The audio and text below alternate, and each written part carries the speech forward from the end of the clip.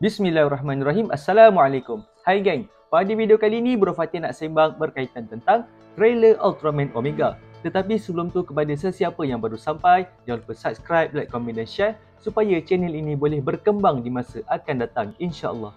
Korang memang mantap Pak Bu, terbaik Makcik Kiah. #erakan ukhuwah silaturahim antara Toku Fans.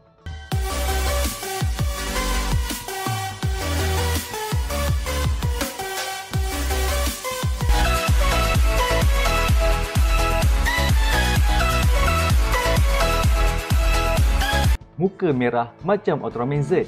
Ada juga yang berteori Omega ni sama planet dengan Ultraman Z. Kalau macam Bro Fatih tengok kan, ada beberapa persamaan lah yang dikatakan Omega ni sama dengan Z. Sebagai contoh, macam planet Nebula Z95, tempat Ultraman Z, dekat situ semua muka Ultraman berwarna merah.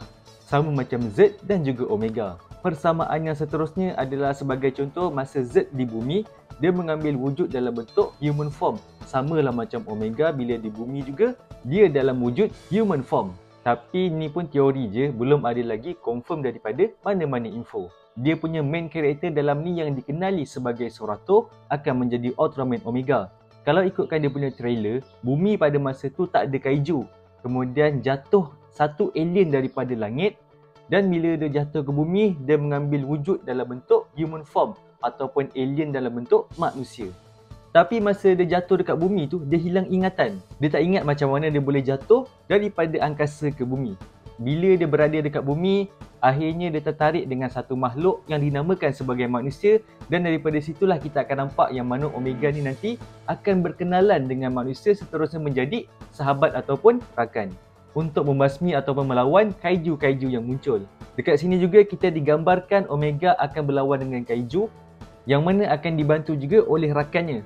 Ada salah satu rakan je ni boleh memanggil kaiju, yang mana nanti kaiju tu akan membantu Omega untuk berlawan dengan kaiju yang lain. Selain tu juga, kaiju yang dipanggil oleh rakan je ni boleh menjadi armor kepada Omega untuk upgrade dia punya kekuatan.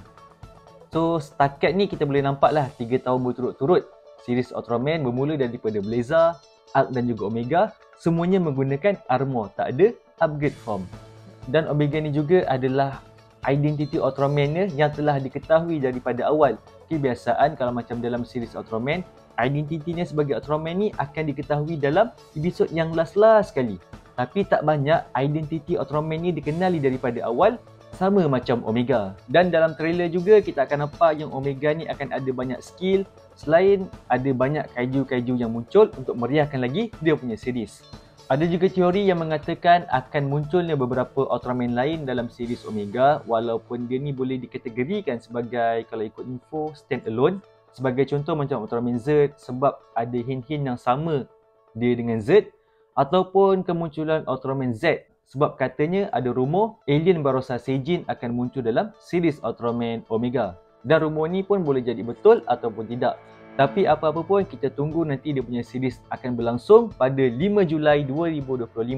Harapnya series Omega ni boleh menghiburkan para penonton nanti.